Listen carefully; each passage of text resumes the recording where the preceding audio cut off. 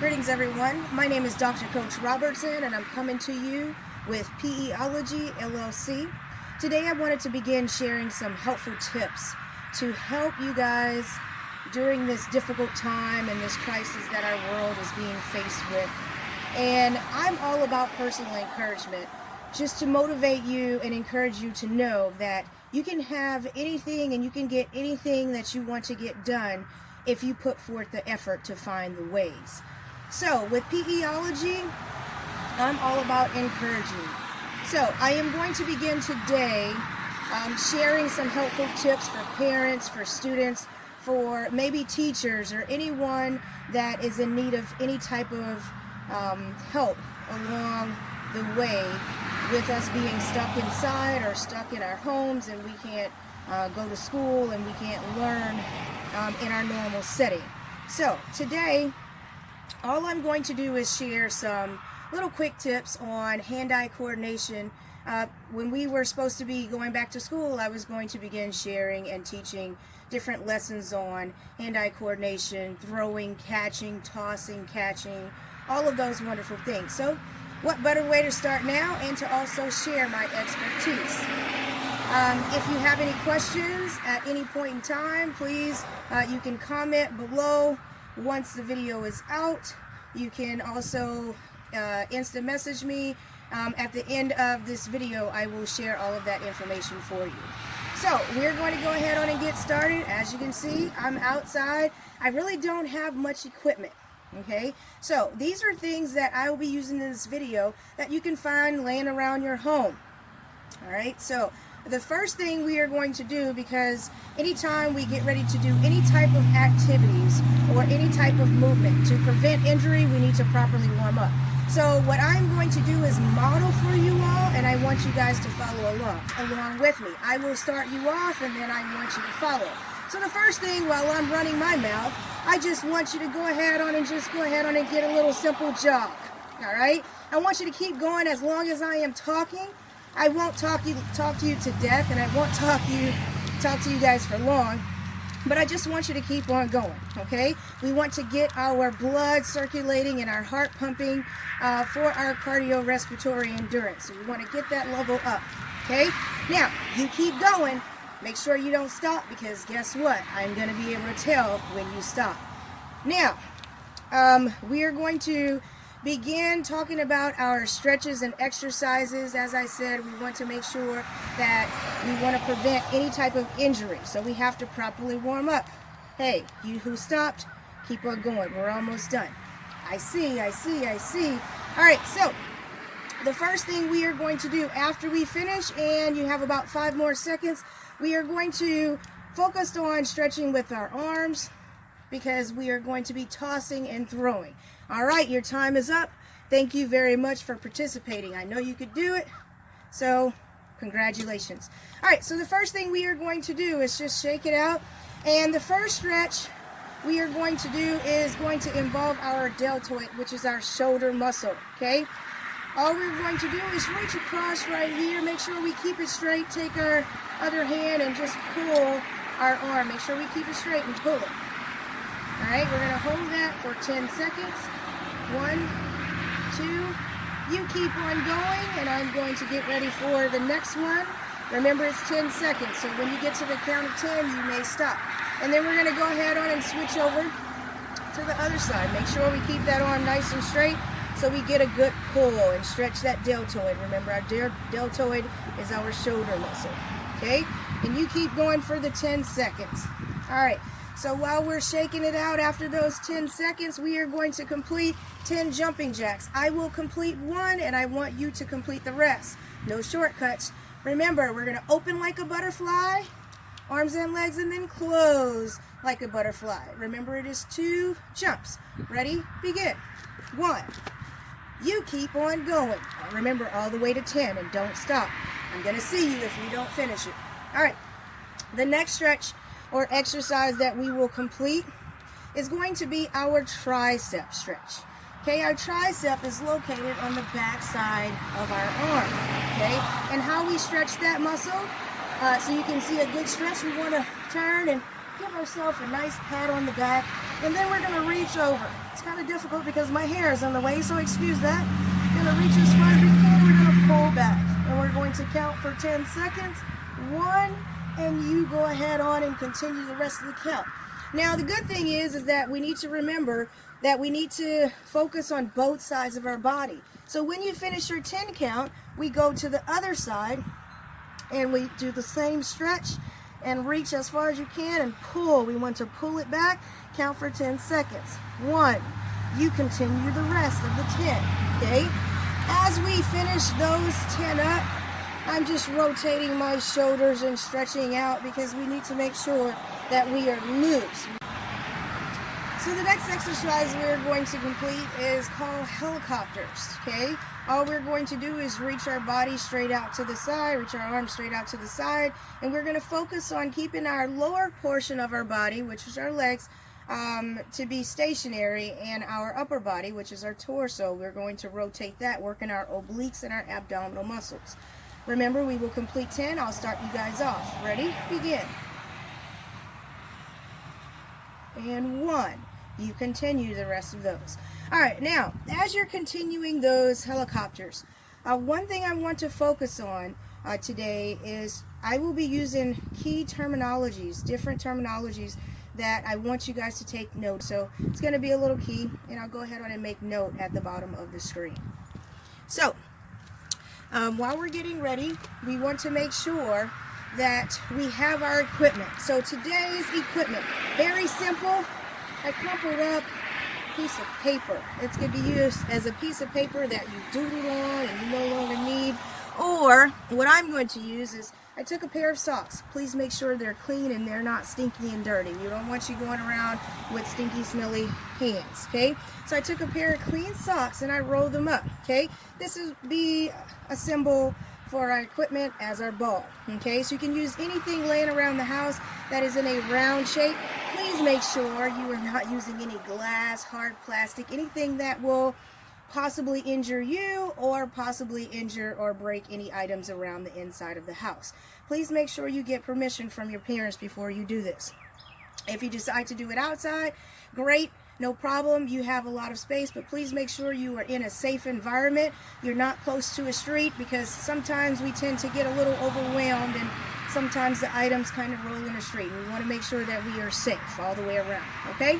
So to start out with, when we're doing and working on the skill of catching and throwing, you will hear me speak in terms of dominant, non-dominant, toss, underhand, overhand, all sorts of different things. Now remember, this will be this is the first part of a different segment. We're going to have different series of our catching and throwing, okay? So this is for beginners.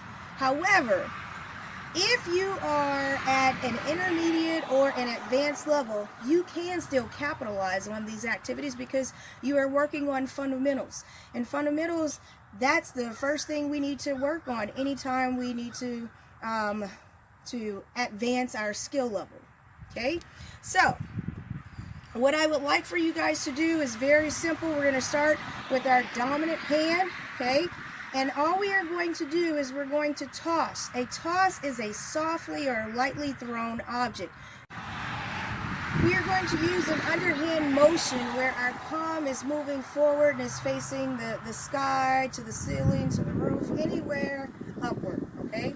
So the first thing we're going to focus on is just a soft toss, and it's going to be about shoulder or head length. And we don't want you to go all the way over because I push personal encouragement and confidence because I know you guys can do it. You just have to know that you could also do it, okay?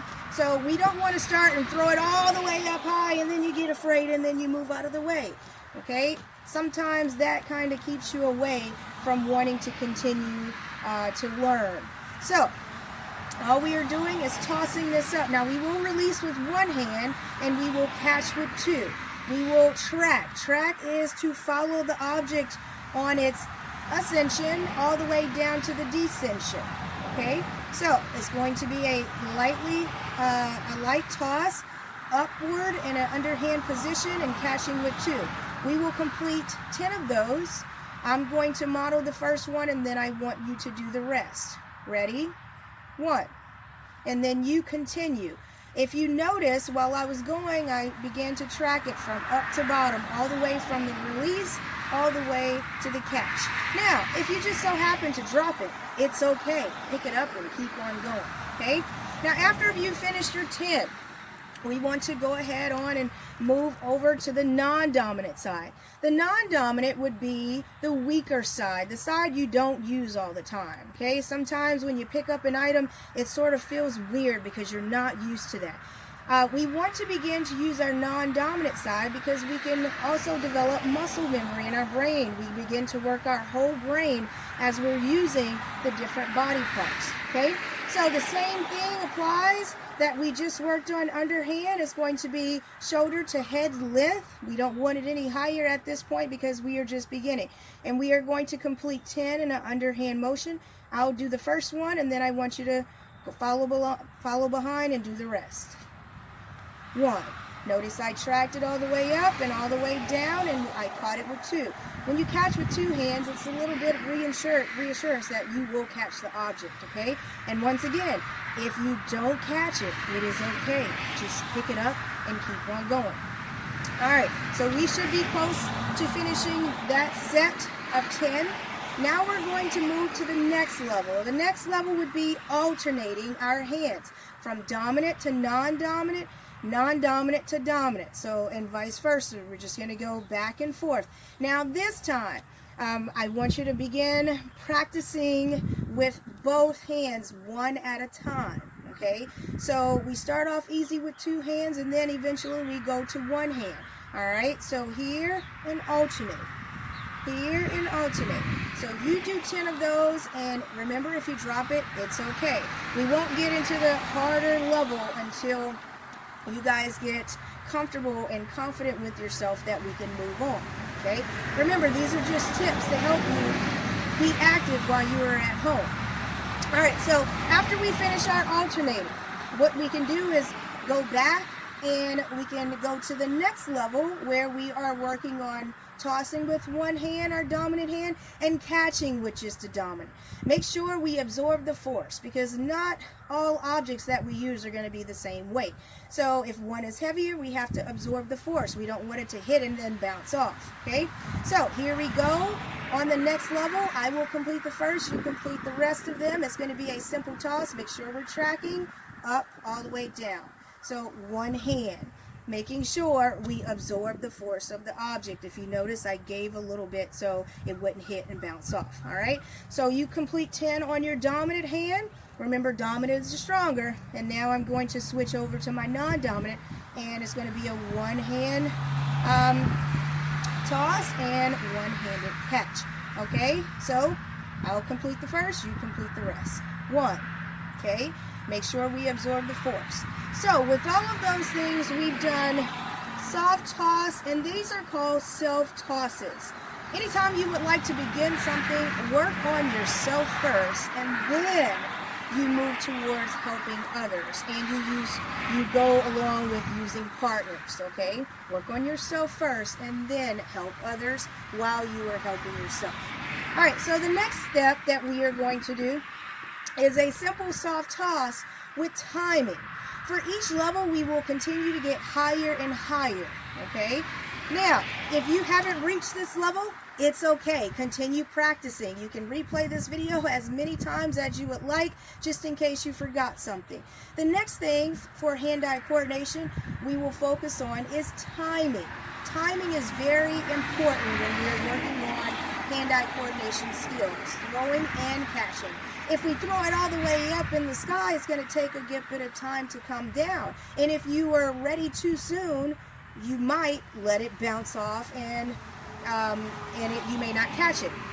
So get in a good athletic stance, okay? We want to be in a good athletic stance, and we can move from side to side, because remember, everything that goes up, it must come back down. However, it may not come back down in the same position or the same location in which you released it. All right, so on our release, once we toss it up, it's going to be higher than my head level. Once you get to this level, And we're going to clap to see how many times we can clap. We're going to start out with just one clap and catch. Clap, catch. That's the first one. Let's see how many you all could do. I'll go for 2. Clap, clap, catch. Now, as you can see, it came down a little bit quicker, so those 2 claps were a little difficult to get in. Think about if you would go to the next level, 3. What would you have to do? Maybe toss it a little higher. But don't get so focused on your clapping that you lose sight of the object that is coming back down and the time in which it is coming back down. Okay? So those are just some skills. So your task is to comment below how many times you were able to clap before the object was caught. Okay? Now, moving along to more advanced levels. Okay, so we started out our progression really slow, and then we're slowly on the incline. Okay, so what's going to happen now is I want you to begin to use your body parts in different ways. It's going to start blocking, because in life there's going to be a whole lot of obstacles that will come your way, and you have to figure out, hey, what will I do to catch this? What will I do to learn this? Okay, so you can do your dominant hand underneath different body parts to catch. Catch with the opposite hand. Catch with the opposite hand. It's all on timing, okay? If you get a little spunky, let's see if you can toss it in the air, turn around and catch it. Or do a 180 half turn and then complete the 180 half turn. Toss, moving right along. This is one of my favorite skills, because whenever I get stressed out, this is something that I do. However, I need to continue to work on it. No matter how good I am at something, I always need to improve and continue working on it.